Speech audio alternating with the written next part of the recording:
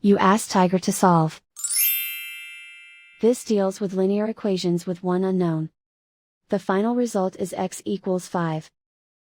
Let's solve it step by step. Simplify the expression. Group like terms.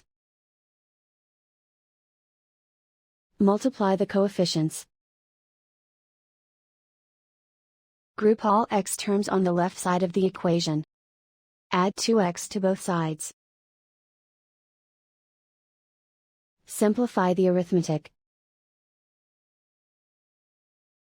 Group like terms. Simplify the arithmetic. Isolate the x. Divide both sides by 5. Simplify the fraction.